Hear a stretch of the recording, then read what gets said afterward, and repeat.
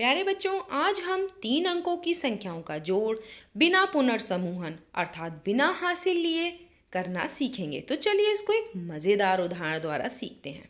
मान लीजिए आप और आपका दोस्त लकड़ियाँ इकट्ठा करते हैं और सुविधा के लिए आप और आपका दोस्त दोनों ही लकड़ियों के बंडल बना लेते हैं।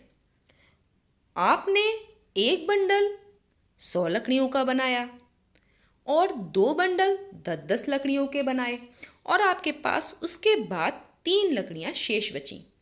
इसी प्रकार आपके दोस्त ने भी एक बंडल 100 लकड़ी का, एक बंडल 10 लकड़ी का बनाया और उसके बाद उसके पास एक लकड़ी शेष बची। तो अब हम कैसे जानें कि आप दोनों के पास कुल कितनी लकड़ियां हैं? तो चलिए इसको सीखते हैं।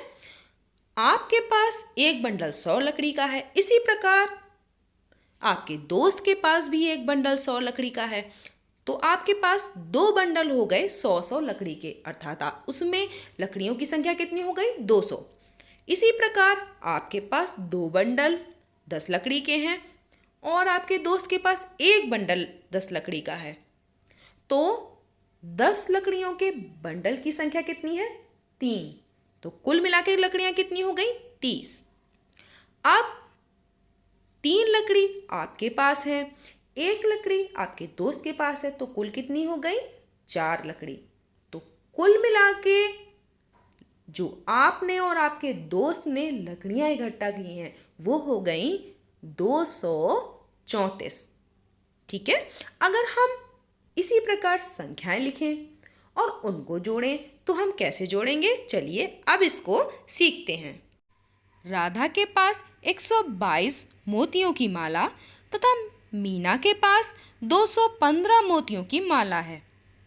कैसे पता करें कि राधा और मीना दोनों की मालाओं में कुल कितने मोती हैं? तो चलिए इसका पता लगाते हैं। राधा की माला में मोती 122, मीना की माला में मोती 215। दोनों की मालाओं में कुल मोती कितने होंगे? हम इन दोनों मोतियों की संख्याओं को जोड़ देंगे। तो 2 के बाद आप 5 और गिनिए, कुल कितना होगा? 7। इसी प्रकार 2 में अगर हम एक और मिला देंगे तो हो जाएगा 3 और 1 में 2 मिलाएंगे तो भी होगा 3। तो दोनों की मालाओं में कुल मोतियों की संख्या कितनी हो गई? 337। आशा है कि दोनों उदाहरणों को समझकर अब आप 3 अंकों की 2 संख्याओं को जोड़ना सीख गए होंगे। धन्यवाद।